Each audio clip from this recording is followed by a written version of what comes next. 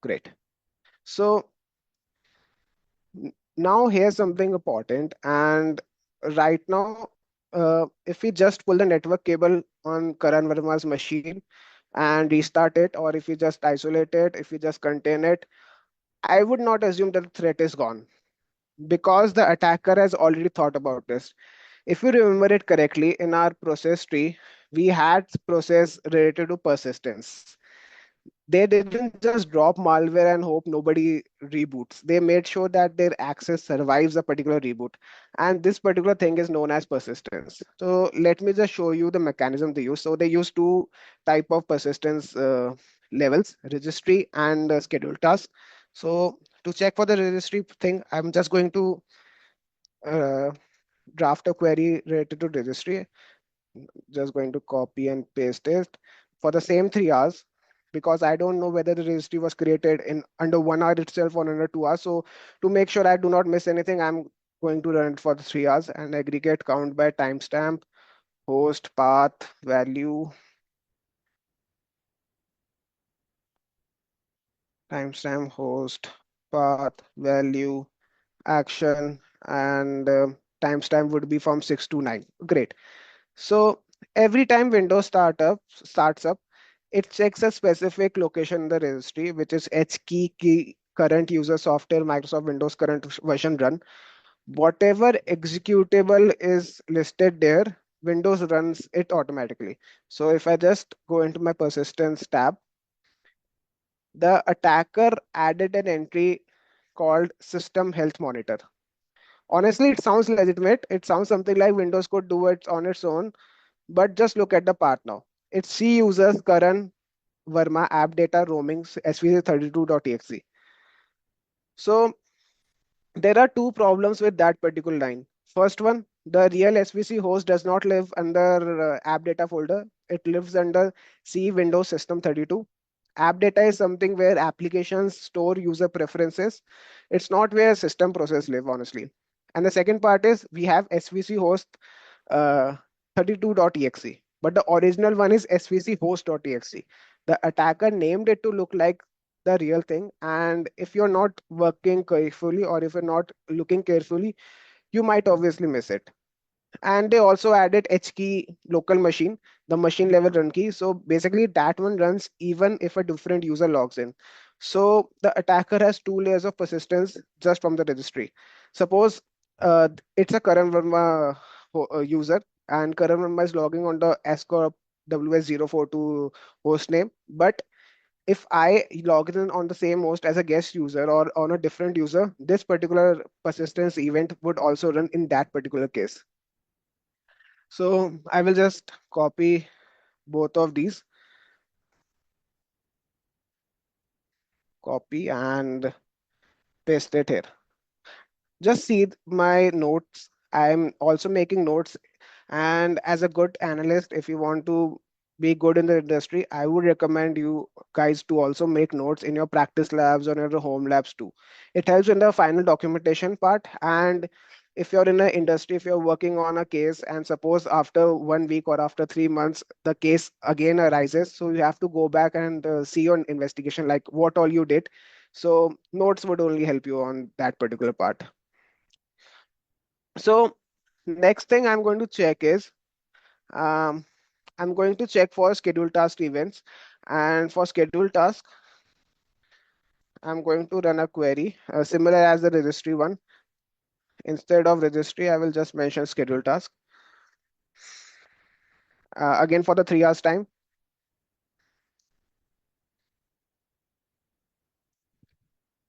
scheduled task. And instead of path, I would mention scheduled, and value instead of mention, I will mention created by. Great. So the second persistence method is scheduled task. We already saw that in our process tree.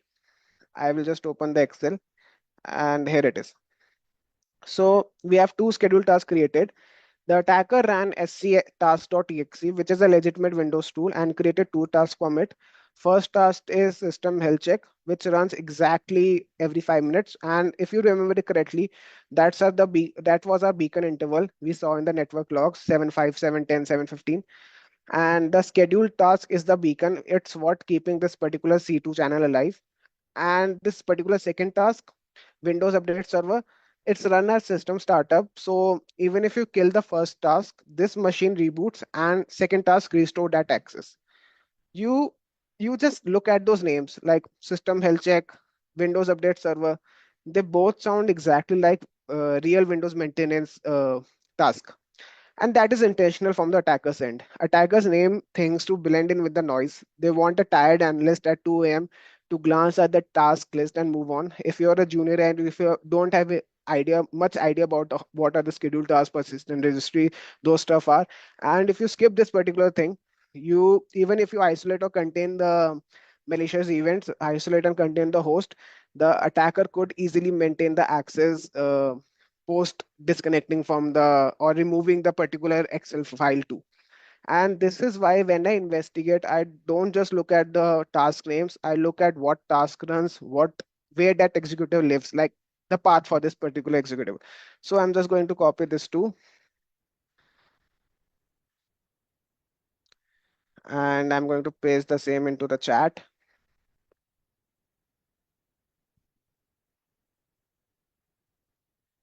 So there were two persistence, schedule task and registry. Schedule task, system health checkup and Windows Server. Both were pivoting to the implant, the beaconing part. And registry also created first one, the svc host.32.exe, and the second one, like even if some other user logs in to that particular host endpoint, the registry can be created and the malware could remain intact in the endpoint's uh, Windows system. So here's where right now. Karan Verma's machine has an active C2 implant, command and control implant. It's beaconing every 5 minutes.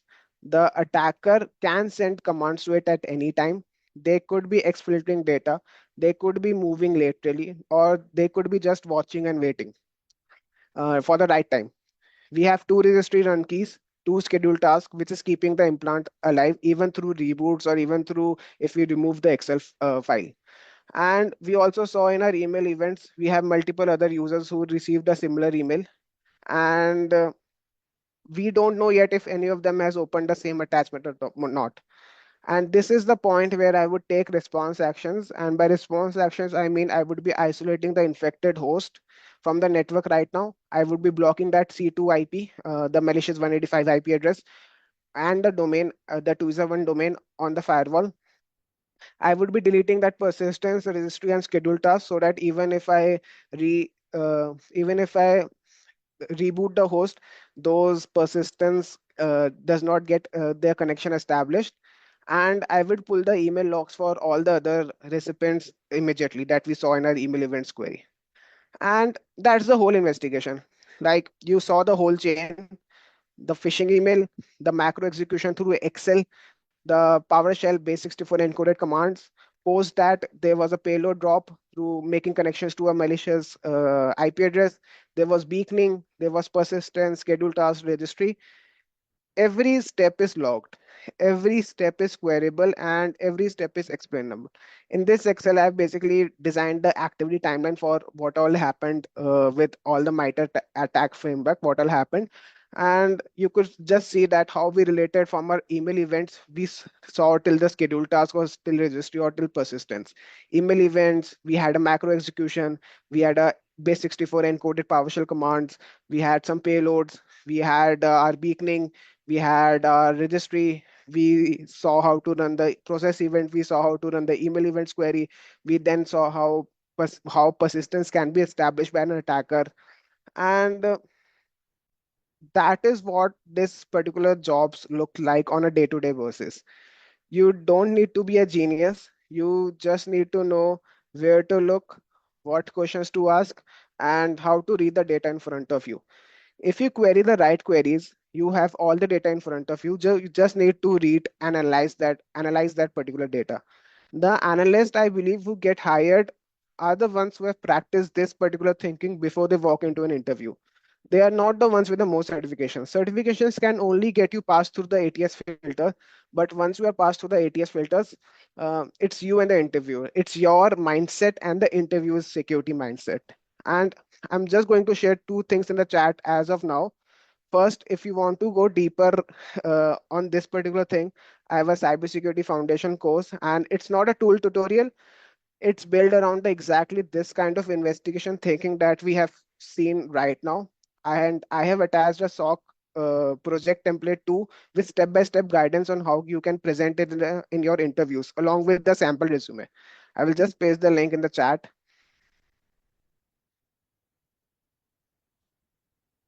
This is the link for the cybersecurity foundation course. And second, if you're not ready to buy anything today, that's completely fine for me. I have a free 12-month roadmap. I put on one newsletter every week, real SOC content, real career guidance, real interview preparation, but it's more in a generalized audience. It's free, and I'm just going to paste the link for it too on the chat. And if you want to talk about your specific situation, be it your specific resume, be it your roadmap, be it your career, where you are stuck right now, I do pay 30 minutes personalized one-on-one video calls on TopMate, and I'm just going to paste the same on the chat. Also, let's move to the question and answer section. Like, what did I miss? What do you want me to explain again? The chat is open now. Now you guys can ask me questions. I'm watching the chat now. Not related to this, but do you think AI will eliminate Taiwan's or roles within the next 5 years? If yes, what skills become valuable to get? So, Angeline, that's a really good question. And I really wanted to highlight this in the session. Honestly, AI is something which is not, which would not take up your jobs as of now. If you're talking in the blue team domain, yes, Mythos has already took some industry shakeup in the red team domain, but think of it in a different way that if we are using AI as a security analyst, attackers are also using AI for to attack, to generate attack, to make attack more specific. So in a phishing email, let's say earlier days in phishing emails there were some grammatical mistakes. Phishing email were not be looking so nice or so beautified. But now attackers are also using AI to generate a good beautified phishing email which looks real, and people are getting targeted to it. So I believe instead of like AI would not take up our jobs, instead of that, AI is already creating more jobs for security analysts. Of course, in the next 5 years or in the next 2 to 3 years, the tier one, which is expected from a junior analyst, that the expectations would always go up. And that's why I want you to practice this exact security analyst mindset that I showed you right now. Because even if there's an AI and you don't have any knowledge about what this phishing email is or what is this process events or what this particular security analyst mindset is what you are going to get ahead in the life.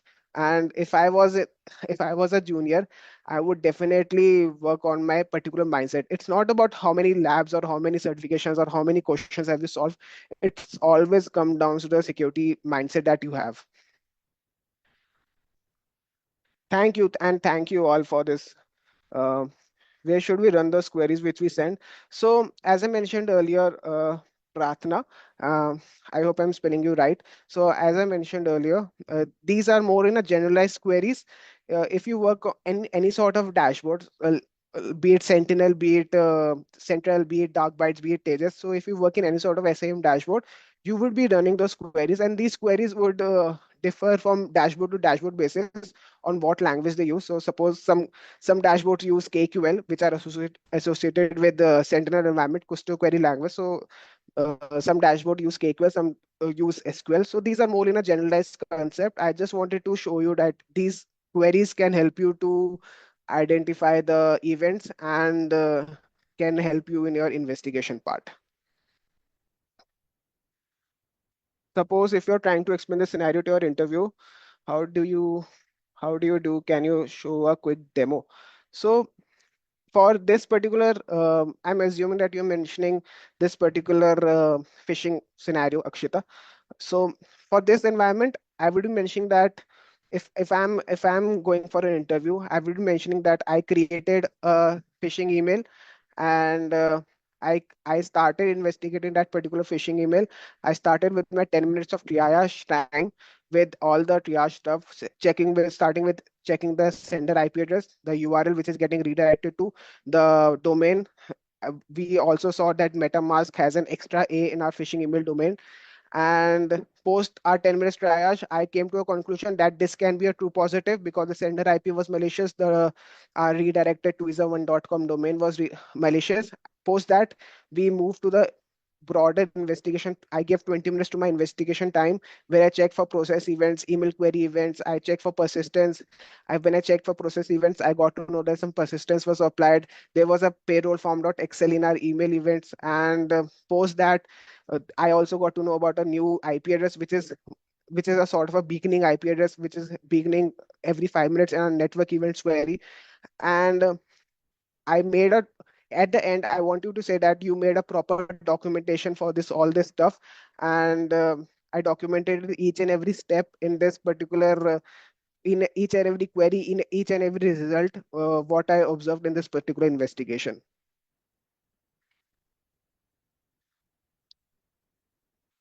Um, how do you single out the MetaMask IO email for investigation?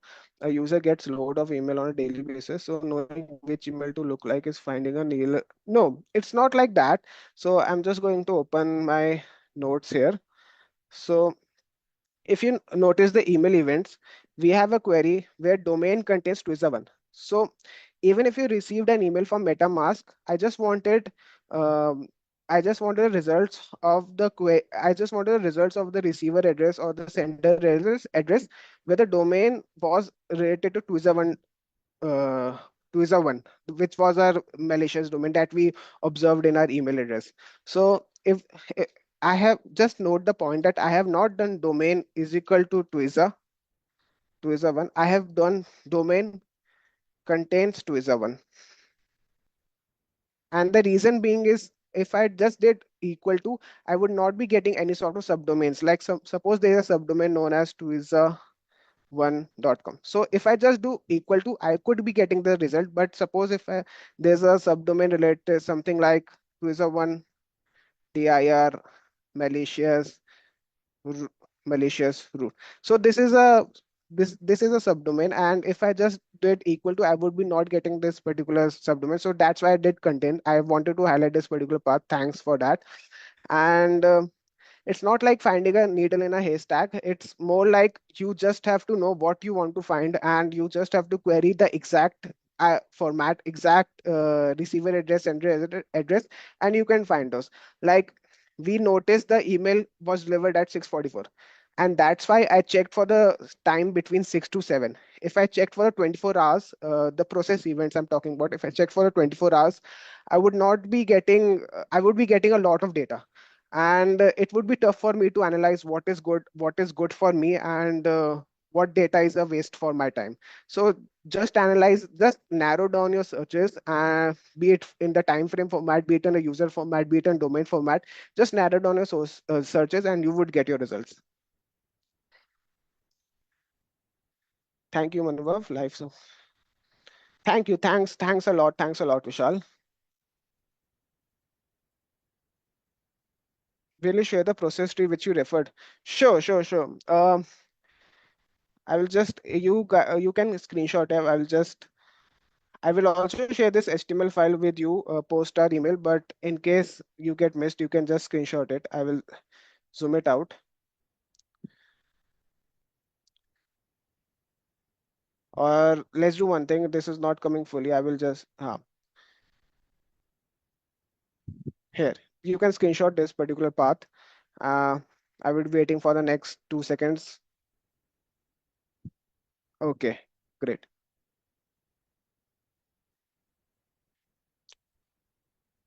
I will share the Excel and the exact HTML process tree, everything in our email once the webinar is completed. Can you drop list of all sites that we need once? Can you drop a list of all sites that we need for analysis of this incident that will get us a heads up in a timeline? So um, in the list, we can mention Virus Total. Virus Total was an OSINT tool for IP address. I'm typing it down. We can check browser link. we had as abused IP, we had MX Toolbox. So these are all the lists that I used. These are all the URLs that I used as of now. Uh, I'm not sure about the video recording part due to as I started a recording and my Zoom glitched. So I'm not sure whether the video recording would be available to me, but I would check back. I would check back, and if it's available, I would definitely share it with you guys. Thank you. Thank you. I'm not from a generic tech background. I have a degree in completely unrelated field, but I want to have completed labs, done STPs, but the job market is very cooked right now. Is it possible for me to get in this industry through SOC roles? Definitely, Chow. It's definitely possible for you to get into the SOC industry as of now. You have already completed some home labs, try Acme CTFs. What I would recommend you is try with the home labs, build up your own home lab. Um, Take up a host machine and take up Splunk, take up Vaza, any sort of free SIM platform, generate some logs and do some investigation. You can even try this phishing investigation that I showed you right now. You can try with um, threats 4H investigation. You can try any sort of PowerShell obfuscated investigations. So do some investigations, make a good GitHub profile, make a Medium profile, make a good LinkedIn, reach out to people every and build up a good security mindset. And I'm not even trying to do sales pitch right here, but honestly, my cybersecurity foundation beginner course, it's a really short course, and it would be the best place to start as of now. It has a project template too, it has a resume template too. And if I was a junior and if I was in your place, I would have definitely check it up. And if you already know the basics, but you want a personalized help, I'm here to reach out. uh, if you had to brief the executive team on the number one takeaway from this incident, what would that bullet point be? That's a good point, Omar. So first thing, do not ever open any sort of email which you didn't expect it to be received to you. Second thing, always check the email domain, always check the sender IP address, always check whether this email, whether suppose if I am not even, if I do not even have a account at MetaMask.io, that we saw it was a cryptocurrency wallet website. So I would get a heads up. I would be attentive. Like if I do not even have an account, how would I be receiving my account is or my wallet is blocked? So it's always be alert in this particular type of scenario.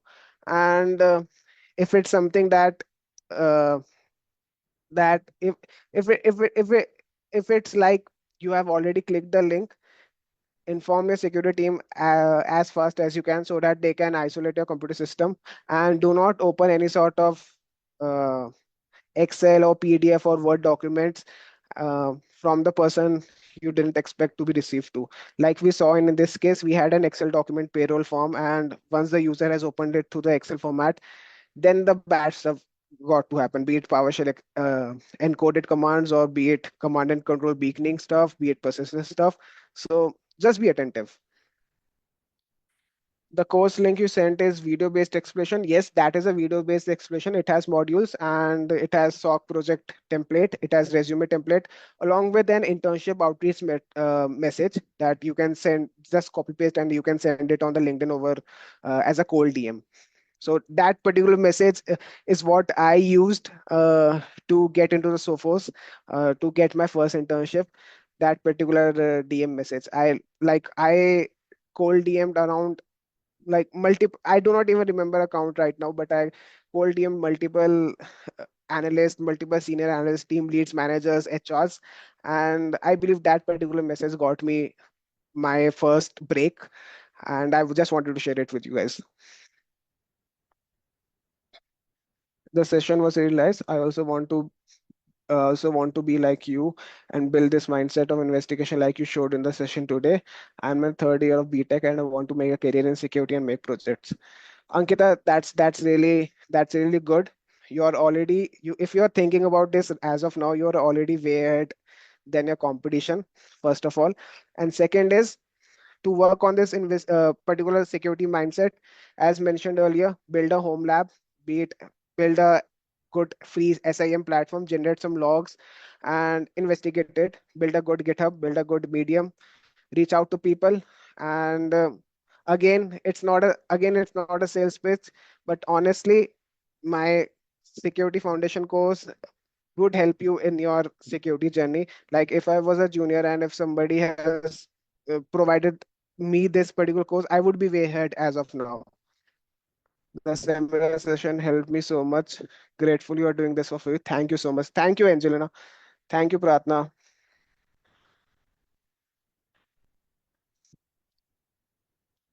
Thanks for answering. I've done that home labs, also documented them on my website, made a GitHub. Maybe I need to cold DM hiring managers more.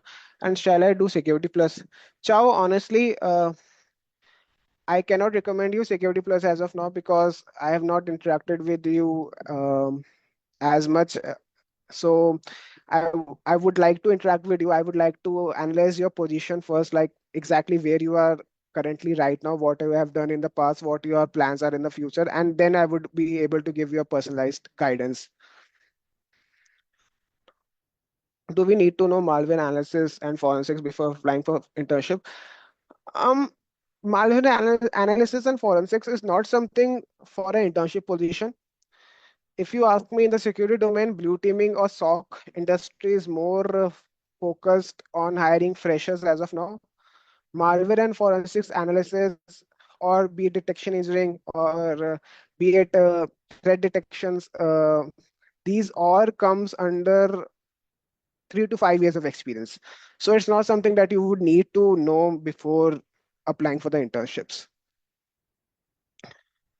Uh, yes, sir, I would definitely buy the course and would reach out on a paid call. Great, Ankita. Looking forward it to.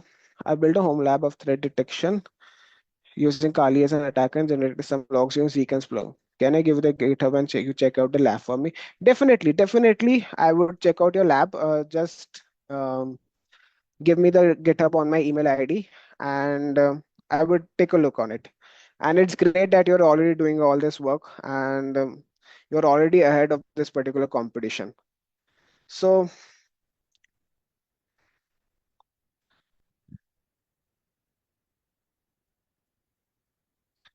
okay. So then I will let you all go.